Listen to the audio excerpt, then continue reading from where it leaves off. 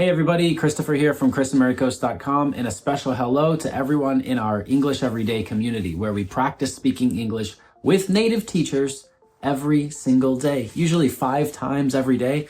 It's great.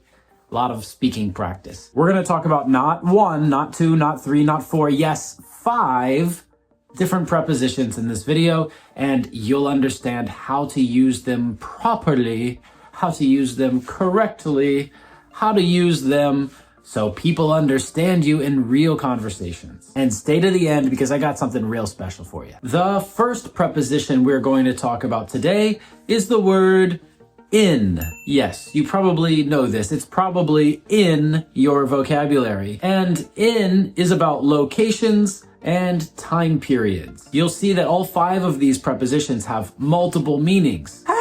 That can make you pull your hair out. And when we use the word in to talk about locations, we're talking about enclosed spaces, or we're talking about large areas. So for example, I am standing in this room. This room is in my house.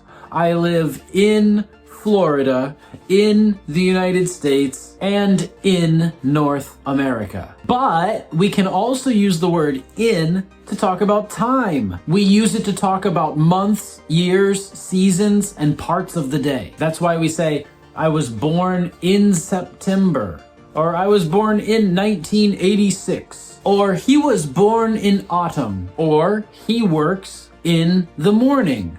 He comes home in the evening. So you can use the word in about locations and about time periods. The second preposition that we're talking about today is the word on. On, off. On, off.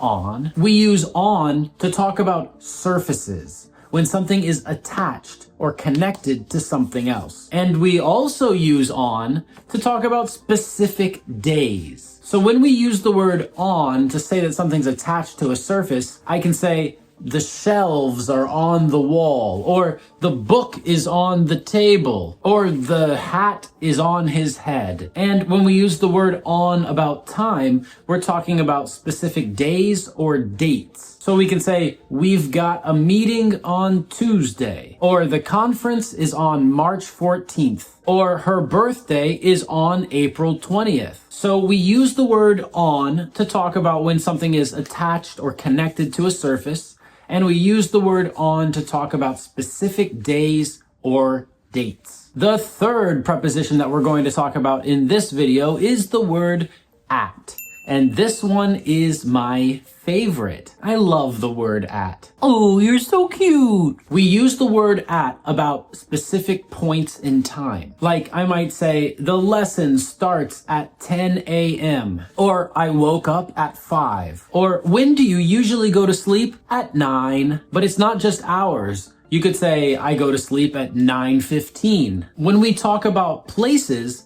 we use the word at to describe specific locations or events. So we might say, I'll see you at the library, or where are you right now? I'm at the circus. So when we use the word at, we're talking about specific points in time, or specific places, or specific events. The fourth preposition that we're talking about today is the word by. And this one also has 2 meanings. Congratulations, you've unlocked 2 new meanings. We can use the word at to talk about who does an action. Like we can say, this book was written by Anthony Smith, or this movie was produced by Quentin Ferrantino, or the ball was kicked by Monaldo. You might notice that a lot of these examples use the passive voice. So go check out the video on our channel about passive and active voices. But we can also use the word by to talk about the location near something, or the proximity of something, how close it is. So when one thing is near or next to another thing, we can say it's by that thing. Like we might say, she's sitting by the window, or the bank is by McDonald's. It means that they're near each other, or the bank is next to it. So we can use the word by to talk about who does something, or to talk about a location that's near something. And now, are you ready? This is the 5th preposition, and it's the word for. Now, this one has a lot of different meanings. I'm going to give you a couple of them right now, but I'm sure you can find more. In fact, write in the comments and let me know the other meanings of the word for that I didn't talk about in this video. So the first thing about for is it can talk about duration. Duration is how long something happens, how long in time. And I can say, I've been teaching English for 16 years, or you've been watching this video for 9 minutes. It tells us how long this action has been going on. And it's very important that we use the word for in these examples. We don't use the word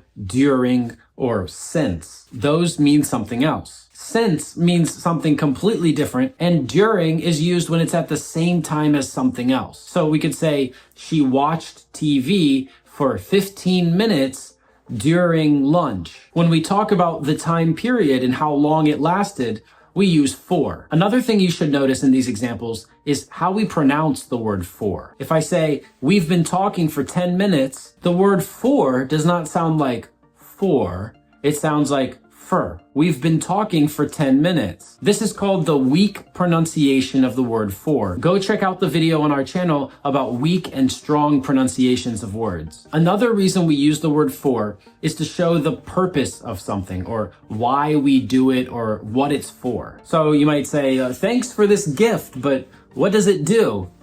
Oh, it's for making smoothies. That's the purpose of this device. Another reason we use the word for is to show that something is special for a specific person. In this way, it shows direction to that person. So we might say, this gift is for you. It means that it's directed at you.